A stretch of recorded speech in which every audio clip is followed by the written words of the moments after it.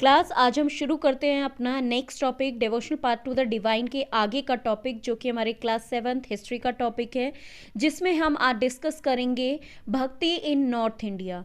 North India में भक्ति को फैलाने के लिए किन किन लोगों को श्रेय जाता है उसके बारे में भी डिस्कस करेंगे, और इसके अलावा इस भक्ति की जो ट्रेडिशन जो शुरू की गई थी उसकी कॉमन फीचर क्या है उसके बारे में भी हम डिस्कस करेंगे। तो चलिए आइए अब हम बात करते हैं भक्ति इन नॉर्थ इंडिया के बारे में कि उत्तर भारत में भक्ति आंदोलन किस प्रकार से शुरू हुआ। 13वीं शताब्दी के आसपास नॉर्थ इंडिया में एक लहर सी उठी भक्ति आंदोलन की, जिसको शुरुआत करने का जो श्रेय जाता है या जिसको बल देने का, इतना जोर शोर से फैलाने का जो श्रेय जाता है वो जाता है कबीर, नानक, रामानंद, रविदास, सूरदास, तुलसीदास, मीराबाई, दादू दयाल और ऐसे ही अनेक लोगों को इसका श्रेय जाता है। इन्होंने हमेशा ही उपदेश दिया या लोगों तक ये संदेश पहुंचाया कि सभी जो मनुष्य हैं वो भगवान की नज़र में समान हैं और भगवान किसी के साथ भी उनकी जाति या लिंग के आधार पर किसी भी प्रकार का अंतर नहीं रखता है। इसी के साथ ही जो लोग थे उन्होंने अपने विचारों को लोगों तक पहुंचाने के लिए कई पुस्तकें भी लिखी, जिसमें कि तुलसीदास जी हैं जिन्होंने रामचरितमानस जो है वो अवधी भाषा में लिखी। इसी के साथ सूरदास जी हैं जिन्होंने सूरसागर और सूरसारावली को जो है नाम की पुस्तकें लिखी। इनको लिखने का जो श्रेय है ये इन्होंने खुद नहीं लिखी हैं, इनको ये एक तरह से कुछ पद गाया करते थे जिसको लोगों ने लिख दिया है। इस पुस्तकों के अंतर्गत उनका भगवान कृष्ण के प्रति जो समर्पण है उसको व्यक्त किया गया है। रामानंद जो थे उन्होंने एक धर्म संप्रदाय या एक धर्म की एक सिस्टम शुरू किया जिसको रामनंदी संप्रदाय के नाम से जाना जाता है, जो कि वाराणसी में स्टैब्लिश है। ये जो संप्रदाय जिन्होंने कि वहाँ की स्थानीय हिंदी भाषा में लोगों को संदेश दिए।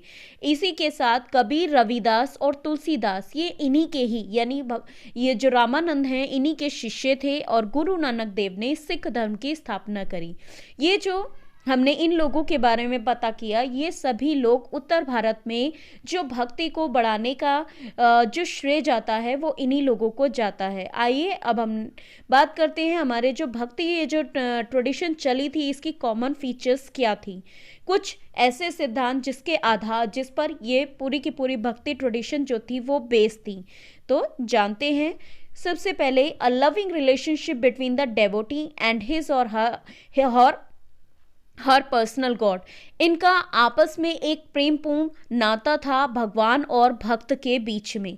डिस्कार्डिंग ऑफ रिचुअल्स, ये किसी भी तरह के धार्मिक कर्मकांड या फिर बलि जैसे जो कि पूजा के एक साधन के तौर पे अपनाए जाते थे उनको निषेध करते थे, वो उसको पूजा का एक साधन नहीं मानते थे। वो हृदय की शुद्धता पर और हृदय और मस्तिष्क की शुद्धता पर बल देते थे और लोगों को दया करने, करुणा का भाव रखने पर बल देते थे। वो कहते थे कि ब्रदरहुड ऑफ मैनकाइंड, यानी कि हमें मनुष्य के साथ भाई जैसा व्यवहार रखना चाहिए। वो किसी भी प्रकार की असमानता को जो कि जाति, धर्म या लिंग के आधार पर आधारित हो वो उसका पूरी तरह से निषेध करते थे या उसकी पूरी तरह से आलोचना करते थे। वो कहते थे कि भगवान की पूजा करना जो है वो एक तरीके से किस प्रकार से संभव है कि हमें मानवता की सेवा करनी चाहिए, यानी कि भगवान के प्रति समर्पण दिखाने के लिए हमें सिर्फ क्या करना है, हमें केवल मानवता का प्रदर्शन करना है या फिर मानवता पर बल देना है। Reasons for the success of this movement, ये जो मूवमेंट था भक्ति आंदोलन ये इतना सफल क्यों हुआ, इसके कई सारे कारण थे। सबसे पहला कारण, जितने भी भक्ति संत हुए उन्होंने जो लोगों तक अपना संदेश पहुंचाने के लिए वहाँ की स्थानीय भाषा का इस्तेमाल किया। इसके अलावा टर्निंग ऑफ भक्ति into a movement of masses, उन्होंने इस भक्ति की जो परंपरा थी, जो एक प्रथा इन्होंने शुरू की थी, उन्होंने इसको लोगों तक पहुंचाने के लिए एक लोगों का सहारा लिया। उन्होंने साधारण तरीकों पर जोर दिया जिससे कि वो भगवान का अनुभव कर सके। इसके साथ ही उन्होंने सभी मनुष्य के साथ समानता का व्यवहार करने पर बल दिया और असमानता का पूरी तरह से उनको नकारा। उन्होंने इस मूवमेंट को पूरे देश भर में फैलाने की पूरा अथक प्रयास किया और इसी के साथ ही उन्होंने लोगों के बीच झगड़े या विवाद की स्थिति को दूर करने में भी मदद करी। अब हम बात करते हैं इसी प्रकार के कुछ फेमस भक्ति संतों के बारे में, उनकी फिलॉसफी के बारे में कि वो किस प्रकार की विचारधारा को रखते थे। तो उनमें से कुछ जाना माना नाम है संत कबीरदास। कबीरदास जो कि भक्ति आंदोलन के सबसे प्रमुख संतों में से एक है। ये वैसे तो प्रोफेशन से एक वीवर यानी जुलाहे थे जो कि कपड़ा बुनने का काम करते थे, लेकिन इनकी हिंदू मुस्लिम एकता में अथक विश्वास था और इन्होंने हिंदू और मुस्लिम को एक करने के लिए काफ़ी कोशिश की। ये जो थे भक्ति के निर्गुण फॉर्म में विश्वास रखते थे। निर्गुण फॉर्म यानी कि वो भगवान के किसी भी नाम या आकार पर विश्वास नहीं करते थे। वो कहते थे कि भगवान जो है वो निराकार है, जिनका कोई भी आकार नहीं है। उन्होंने अपने इन्हीं विचारों को कुछ दोहों में जो है वो गाए थे, या कह लीजिए कि वो अपनी बातों को कहते थे, जिन्हें कि उन्हीं के कुछ शिष्यों ने लिख दिया, जो कि बीजक के नाम से, जो कि इनके ये दोहे बीजक जैसी कुछ जो उनकी रचनाएं हैं उनमें संकलित हैं।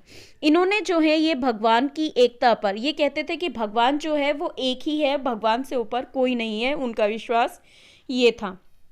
वो किसी भी प्रकार की जो सामाजिक बुराइयां, जैसे कि हम बलि प्रथा पर बल जोर देते थे, मूर्ति पूजा पर बल देते थे, इन सब के वो पूरी तरह से विरुद्ध थे। कि वो कहते हैं कि मूर्ति पूजा करने से कोई लाभ नहीं है, हमें समाज की भलाई के लिए कार्य करने चाहिए।